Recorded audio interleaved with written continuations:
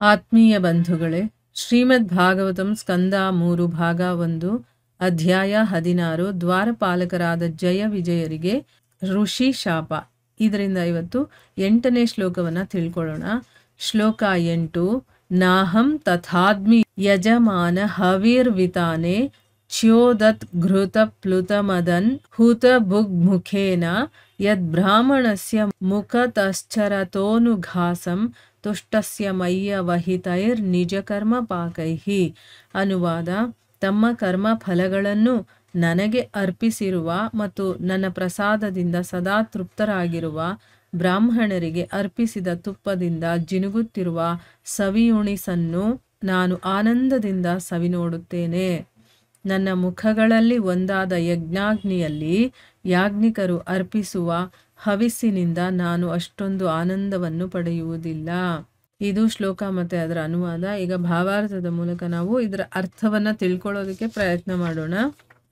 ಹೋದ ಭಾಗದಲ್ಲಿ ನಾವೇನು ತಿಳ್ಕೊಂಡ್ವಿ? ಭಗವಂತ ಹೇಳ್ತಾನೆ, ನಾನು ಭಕ್ತರ ಸೇವಕನಾಗಿರೋದ್ರಿಂದಾನೇ ನನ್ನ ಪಾದ ಕಮಲಗಳು ಪವಿತ್ರವಾಗಿದೆ. ಅದು ಎಷ್ಟು ಪವಿತ್ರವಾಗಿದೆ ಅಂತಂದರೆ ಅದು ಎಲ್ಲ ಪಾಪಗಳನ್ನು ತಕ್ಷಣವೇ ತೊಳೆದು ಬಿಡುತ್ತೆ. ಅಷ್ಟೊಂದು ನನಗೆ ಪಾವಿತ್ರತೆ ಬಂದಿರೋದು ನನ್ನ ಭಕ್ತರ ಸೇವಕರಾಗಿರೋದ್ರಿಂದ. ನನಗೆ ಭಾಗ್ಯಲಕ್ಷ್ಮಿ ಅಂತಂದರೆ ಅವಳಲ್ಲಿ ಯಾವ ಅನುರಕ್ತಿನೂ ಇಲ್ಲ. ಆದರೆ ಅವಳು ನನ್ನನ್ನು ಬಿಟ್ಟು ಹೋಗದೆ ಇರೋದಕ್ಕೆ ಕಾರಣನೇ ನಾನು ಭಕ್ತರ ಸೇವಕನಾಗಿರೋದ್ರಿಂದ. ಆಮೇಲೆ ಆ ಲಕ್ಷ್ಮಿಯ ಸೌಂದರ್ಯವನ್ನು ಎಲ್ಲರೂ ಹೊಗಳ್ತಾರೆ. ಮತ್ತು ಅವಳ ಒಂದು ಇಷ್ಟು ಅನುಗ್ರಹವನ್ನು ಸಂಪಾದನೆ ಮಾಡೋದಕ್ಕೆ ಎಷ್ಟೆಲ್ಲ ಕಠಿಣವಾಗಿರುವಂಥ ವ್ರತ ತಪಸ್ಸುಗಳನ್ನೆಲ್ಲ ಮಾಡ್ತಾರೆ. ಆದರೆ ನಾನು ಏನೂ ಮಾಡೋದಿಲ್ಲ. ಬರೀ ನನ್ನ ಭಕ್ತರ ಸೇವಕನಾಗಿರೋ ಕಾರಣದಿಂದನೇ ನನಗೆ ಲಕ್ಷ್ಮಿಯ ಸೇವೆ ಮಾಡಿಕೊಂಡಿರುವಂಥ ಒಂದು ಸಂದರ್ಭ ಒದಗಿದೆ ಅಂತ ಅಂದ್ಬಿಟ್ಟು ಹೇಳ್ತಾನೆ.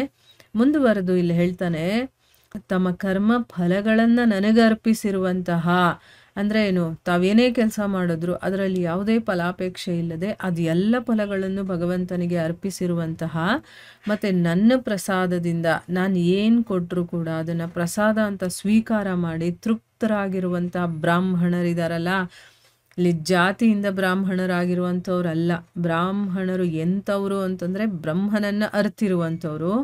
ಇಲ್ಲಿ ಕರ್ಮ ಫಲಗಳಿಗೆ ಆಸಕ್ತಿ ಇಲ್ಲದೆ ಕರ್ಮಗಳನ್ನು ಮಾಡಿ ಅದರ ಫಲವನ್ನು ನನಗರ್ಪಣೆ ಮಾಡಿ ನಾನೇನು ಅವ್ರಿಗೆ ಕೊಡ್ತೀನೋ ಅದನ್ನು ಮಹಾಪ್ರಸಾದ ಅಂತ ತಿಳ್ಕೊಂಡು ಅದರಲ್ಲಿ ತೃಪ್ತರಾಗಿರುವಂತಹ ಬ್ರಾಹ್ಮಣರಿಗೆ ಅರ್ಪಣೆ ಮಾಡಿರುವಂತಹ ತುಪ್ಪದಿಂದ ಜಿನುಗುತ್ತಾ ಇರುವಂತಹ ಸವಿಯುಣಸನ್ನು, ಅಂದರೆ ತುಪ್ಪದಲ್ಲಿ ಹಾಕಿ ಮಾಡಿರುವಂತಹ ಅಡಿಗೆ ಅಂತ ಅರ್ಥ.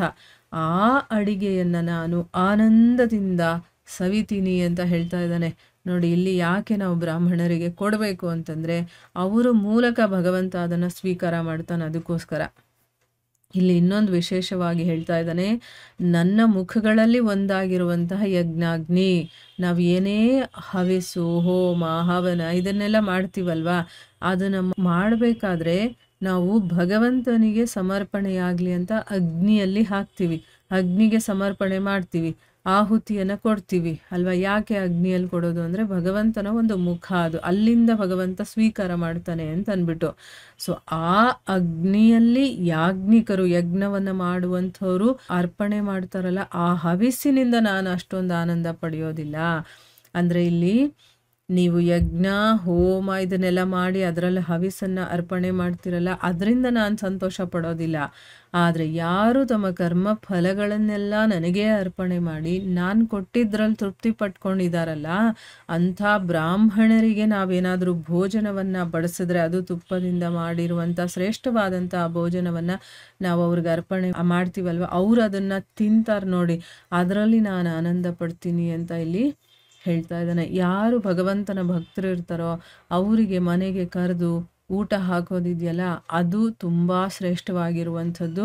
ಅದರಿಂದ ಭಗವಂತ ತೃಪ್ತನಾಗ್ತಾನೆ ಅಂತ ಇಲ್ಲಿ ಭಾಗವತದಲ್ಲಿ ಸ್ವಯಂ ಭಗವಂತ ಹೇಳ್ತಾ ಇದ್ದಾನೆ ಅನ್ನೋದನ್ನು ನಾವು ತಿಳ್ಕೊಬೋದು. ಸೊ ಈಗ ಭಾವಾರ್ಥದಲ್ಲಿ ಗುರುಗಳು ಏನು ಹೇಳಿದ್ದಾರೆ ಇದರ ಬಗ್ಗೆ ಅಂತ ತಿಳ್ಕೊಳ್ಳೋಣ.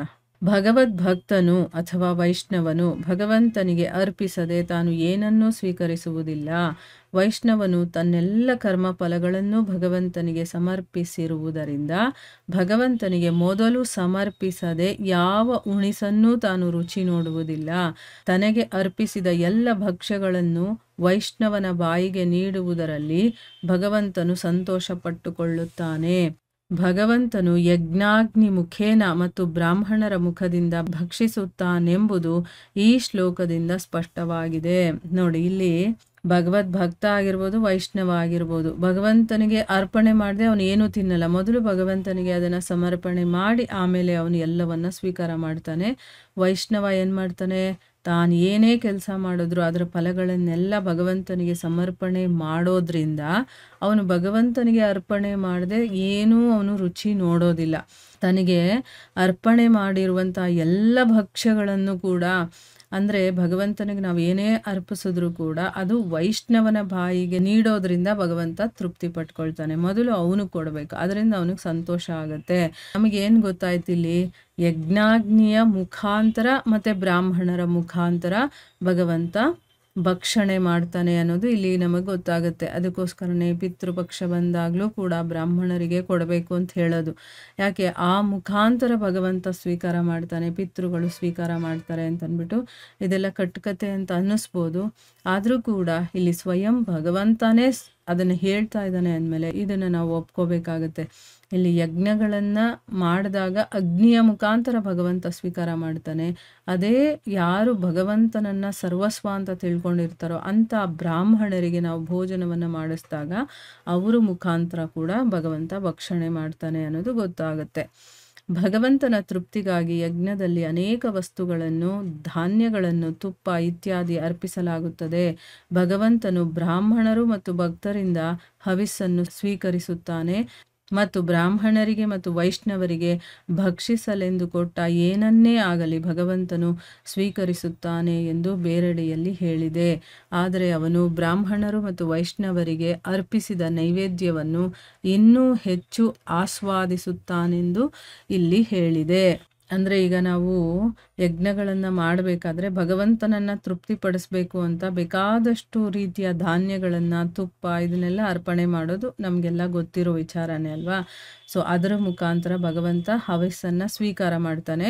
ಇನ್ನೊಂದೇನು ಅಂದರೆ ಬ್ರಾಹ್ಮಣರು ಅಥವಾ ಭಕ್ತರು ಅವ್ರ ಮುಖಾಂತರ ಕೂಡ ಹವಿಸ್ಸನ್ನು ಸ್ವೀಕಾರ ಮಾಡ್ತಾನೆ. ಅದಕ್ಕೋಸ್ಕರನೇ ಬ್ರಾಹ್ಮಣರಿಗಾಗಿರ್ಬೋದು, ವೈಷ್ಣವರಿಗಾಗಿರ್ಬೋದು ನಾವೇನಾದರೂ ತಿನ್ನುವಂಥ ಪದಾರ್ಥಗಳನ್ನು ಕೊಟ್ಟರೆ ಭಗವಂತ ಅದರ ಮುಖಾಂತರ ತಗೊಳ್ತಾನೆ. ಇನ್ನು ಬ್ರಾಹ್ಮಣರು ಮತ್ತು ವೈಷ್ಣವರಿಗೆ ಅರ್ಪಣೆ ಮಾಡಿರುವಂಥ ನೈವೇದ್ಯ ಅಂದರೆ ಅವ್ರಿಗೆ ನಾವು ಏನು ಸಮರ್ಪಣೆ ಮಾಡ್ತೀವೋ ಅದನ್ನು ಭಗವಂತ ಇನ್ನೂ ಹೆಚ್ಚಾಗಿ ಆಸ್ವಾದನೆ ಮಾಡ್ತಾನೆ ಅಂತ ಇಲ್ಲಿ ಹೇಳ್ತಾ ಇದ್ದಾರೆ. ಅದ್ವೈತ ಪ್ರಭುಗಳು ತಮ್ಮ ಬದುಕಿನಲ್ಲಿ ಹರಿದಾಸ ಠಾಕೂರರೊಂದಿಗೆ ವ್ಯವಹರಿಸಿದ ರೀತಿ ಇದಕ್ಕೆ ಅತ್ಯುತ್ತಮ ಉದಾಹರಣೆಯಾಗಿದೆ. ಹರಿದಾಸರು ಮಹಮ್ಮದೀಯರ ಕುಟುಂಬದಲ್ಲಿ ಜನಿಸಿದ್ದರೂ ಅದ್ವೈತ ಪ್ರಭುಗಳು ತಾವು ಯಾಗ ಮಾಡಿದ ಮೇಲೆ ಮೊದಲು ಪ್ರಸಾದವನ್ನು ಅವರಿಗೆ ಅರ್ಪಿಸಿದರು. ಹರಿದಾಸ ಠಾಕೂರರು ಅದ್ವೈತ ಪ್ರಭುಗಳಿಗೆ ತಾವು ಮಹಮ್ಮದೀಯ ಕುಟುಂಬದಲ್ಲಿ ಜನಿಸಿದ್ದಾರೆ ಎಂಬುದನ್ನು ತಿಳಿಸಿದರು ಮತ್ತು ಅವರು ಪ್ರಸಾದವನ್ನು ಮೊದಲು ಒಬ್ಬ ಶ್ರೋತ್ರಿಯ ಬ್ರಾಹ್ಮಣನಿಗೆ ನೀಡದೆ ತನಗೇಕೆ ಕೊಡುತ್ತಿದ್ದಾರೆ ಎಂದು ಕೇಳಿದರು. ತಮ್ಮ ವಿನಯದಿಂದಾಗಿ ಹರಿದಾಸರು ತಮ್ಮನ್ನು ತಾವು ಮಹಮ್ಮದೀಯನೆಂದು ದೂಷಿಸಿಕೊಂಡರು. ಆದರೆ ಅನುಭವಿ ಭಕ್ತರಾದ ಅದ್ವೈತ ಪ್ರಭುಗಳು ಅವರನ್ನು ಒಬ್ಬ ನಿಜವಾದ ಬ್ರಾಹ್ಮಣನೆಂದೇ ಒಪ್ಪಿಕೊಂಡರು. 1,00,000 ಬ್ರಾಹ್ಮಣರಿಗೆ ಊಟ ಹಾಕುವುದರಿಂದ ಉಂಟಾಗುವ ಫಲವನ್ನು ತಾವು ಹರಿದಾಸ ಠಾಕೂರರಿಗೆ ಅರ್ಪಿಸಿದ ಮೊದಲ ಪ್ರಸಾದದಿಂದ ಪಡೆಯುತ್ತಿರುವುದಾಗಿಯೂ ಅದ್ವೈತ ಪ್ರಭುಗಳು ತಮ್ಮನ್ನು ತಾವು ಸಮರ್ಥಿಸಿಕೊಂಡರು. ಇದರಿಂದ ಒದಗುವ ತೀರ್ಮಾನವೆಂದರೆ ನಾವು ಒಬ್ಬ ಬ್ರಾಹ್ಮಣನಿಗೆ ಅಥವಾ ವೈಷ್ಣವನಿಗೆ ಆಹಾರ ನೀಡಿದರೆ ಅದು ಲಕ್ಷಾಂತರ ಯಜ್ಞಗಳನ್ನು ಮಾಡುವುದಕ್ಕಿಂತ ಉತ್ತಮ ಎಂದು. ಆದ್ದರಿಂದ ಈ ಯುಗದಲ್ಲಿ ಹರೇರ್ ನಾಮ, ಭಗವಂತನ ಪವಿತ್ರ ನಾಮ ಸಂಕೀರ್ತನೆ ಮತ್ತು ವೈಷ್ಣವ ಸಂತೃಪ್ತಿ ಇವುಗಳು ಮಾತ್ರ ಒಬ್ಬನನ್ನು ಆಧ್ಯಾತ್ಮಿಕ ಬದುಕಿನ ಉನ್ನತಿಗೆ ಕರೆದೊಯ್ಯುವ ಮಾರ್ಗ ಎಂದು ಶಿಫಾರಸು ಮಾಡಲಾಗಿದೆ. ಇಲ್ಲಿ ಗುರುಗಳು ಒಂದು ಎಕ್ಸಾಂಪಲ್ ಕೊಟ್ಟು ಹೇಳ್ತಾ ಇದ್ದಾರೆ. ಯಾರು ಅಂತಂದರೆ ಹರಿದಾಸ್ ಠಾಕೂರರು ಅನ್ನುವಂಥ ಒಬ್ಬ ಮಹಾನ್ ಭಕ್ತ. ಅವರು ಒಬ್ಬ ಮುಸಲ್ಮಾನರ ಮನೆಯಲ್ಲಿ ಹುಟ್ಟಿರುವಂಥವ್ರು. ಮುಸಲ್ಮಾನರು. ಆದರೆ ಅವರು ಎಷ್ಟು ಮಹಾನ್ ಭಕ್ತರು ಅಂತಂದರೆ, ಒಂದು ದಿವಸಕ್ಕೆ ಲಕ್ಷಾಂತರ ನಾಮಜಪ ಮಾಡ್ತಾ ಇದ್ದಂಥವ್ರು. ಅವರ ಮತ್ತು ಅದ್ವೈತ ಪ್ರಭುಗಳ ಒಂದು ಘಟನೆಯನ್ನು ಇಲ್ಲಿ ಹೇಳ್ತಾ ಇದ್ದಾರೆ. ಅದ್ವೈತ ಪ್ರಭುಗಳು ಯಾಗ ಮಾಡ್ತಾರೆ. ಆ ಯಾಗ ಮಾಡಿದ ಮೇಲೆ ಮೊದಲ ಪ್ರಸಾದ ಇರುತ್ತಲ್ಲ, ಅದನ್ನು ಬ್ರಾಹ್ಮಣರಿಗೆ ಕೊಡಬೇಕು ಅನ್ನೋದು ನಿಯಮ ಇರುತ್ತೆ. ಇಲ್ಲಿ ಹರಿದಾಸ ಠಾಕೂರರಿಗೆ ತಗೊಂಡು ಬಂದು ಅದನ್ನು ಕೊಡ್ತಾರೆ. ಆದರೆ ಅವರೇನು ಅಂತಂದರೆ, ನಾನು ಮುಸಲ್ಮಾನರ ಮನೆಯಲ್ಲಿ ಹುಟ್ಟಿರುವಂಥವನು, ನನಗೆ ಯಾಕೆ ಇವ್ರು ಕೊಡ್ತಾ ಇದ್ದಾರೆ, ಯಾರಾದರೂ ಒಬ್ಬರು ಶ್ರೋತ್ರಿಯ ಬ್ರಾಹ್ಮಣರು ಇರ್ತಾರಲ್ಲ ಅವ್ರಿಗೆ ಕೊಡಬೇಕಲ್ವಾ ಅಂತ ಅಂದಾಗ, ಆ ಅದ್ವೈತ ಮಹಾಪ್ರಭುಗಳ ಮನಸ್ಸಲ್ಲಿ ಹೇಗಿರುತ್ತೆ ಇವ್ರ ಬಗ್ಗೆ ಅಂತಂದರೆ, ಹರಿನಾಮ ಸಂಕೀರ್ತನೆ ಅಥವಾ ಆ ಭಗವಂತನ ನಾಮಸ್ಮರಣೆಯನ್ನು ಸದಾ ಮಾಡುವಂಥ ನೀವೇ ಶ್ರೇಷ್ಠ ಬ್ರಾಹ್ಮಣರು ಅಂತ ಅವ್ರ ಮನಸ್ಸಲ್ಲಿ ಅಂದ್ಕೊಂಡಿರ್ತಾರೆ. ಅದಕ್ಕೋಸ್ಕರ ಹೇಳ್ತಾರೆ, ನಿಜವಾಗಲೂ ಒಬ್ಬ ಬ್ರಾಹ್ಮಣ, ನೀವೇ ಒಂದು ಉನ್ನತ ಮಟ್ಟದಲ್ಲಿರುವಂಥ ಬ್ರಾಹ್ಮಣ, ನೀವು ಮುಸಲ್ಮಾನರಲ್ಲ, ನೀವು ಬ್ರಾಹ್ಮಣರು ಅಂತ ಅವ್ರು ಅಂದ್ಕೊಂಡಿರ್ತಾರೆ, ಒಪ್ಕೊಂಡಿರ್ತಾರೆ ಅವರನ್ನು ಬ್ರಾಹ್ಮಣರು ಅಂತಂದ್ಬಿಟ್ಟು.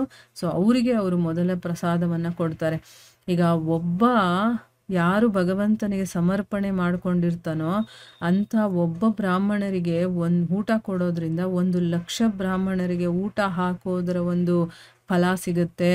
ಅಂದರೆ ಅಷ್ಟು ಶ್ರೇಷ್ಠ ಒಬ್ಬ ಭಕ್ತ, ಅಷ್ಟು ಶ್ರೇಷ್ಠನಾಗಿರ್ತಾನೆ ಆ ಭಗವಂತನ ನಾಮಸ್ಮರಣೆ ಮಾಡುವಂಥ ಒಬ್ಬ ಭಕ್ತ ಅಂತಂದ್ಬಿಟ್ಟು. ಇಲ್ಲಿ ಹರಿದಾಸ ಠಾಕೂರರಿಗೆ ಅರ್ಪಣೆ ಮಾಡಿದಂತಹ ಮೊದಲ ಪ್ರಸಾದದಿಂದ ನಾನು 1,00,000 ಬ್ರಾಹ್ಮಣರಿಗೆ ಊಟ ಹಾಕುವಂಥ ಫಲವನ್ನು ಪಡಿತಾ ಇದ್ದೀನಿ ಅಂತ ಅಂದ್ಬಿಟ್ಟು ಅವ್ರು ತಮ್ಮನ್ನು ತಾವು ಸಮರ್ಥನೆ ಮಾಡ್ಕೊಂಡು ಹೇಳ್ತಾರೆ. ಯಾಕಂದರೆ ಹರಿದಾಸ್ ಠಾಕೂರರು ಅದನ್ನು ಈಸ್ಕೊಳ್ಳೋದಕ್ಕೆ ಹಿಂದೆಟಾಗ್ತಾರೆ. ನಾನು ಬ್ರಾಹ್ಮಣ ಅಲ್ಲಪ್ಪ, ನಾನು ಒಬ್ಬ ಮುಸಲ್ಮಾನ ಅಂತಂದ್ಬಿಟ್ಟು ಅದಕ್ಕೆ ಹೇಳ್ತಾರೆ, ನೀವು ನಿಮ್ಮನ್ನೇ ಭಗವಂತನಿಗೆ ಸಮರ್ಪಣೆ ಮಾಡ್ಕೊಂಡಿದ್ದೀರಾ, ನಿಮಗೆ ನಾನು ಇದನ್ನು ಕೊಡೋದ್ರಿಂದ 1,00,000 ಬ್ರಾಹ್ಮಣರಿಗೆ ನಾನು ಊಟ ಕೊಟ್ಟ ಒಂದು ಫಲ ನನಗೆ ಸಿಗುತ್ತೆ. ಅಂದರೆ ಫಲಕ್ಕೋಸ್ಕರ ಅವ್ರು ಮಾಡ್ತಾ ಇದ್ದಾರೆ ಅಂತಲ್ಲ, ಅದು ನಮ್ಗೆ ಅರ್ಥ ಆಗಲಿ ಅಂತ ಹೇಳ್ತಾ ಇದ್ದಾರೆ.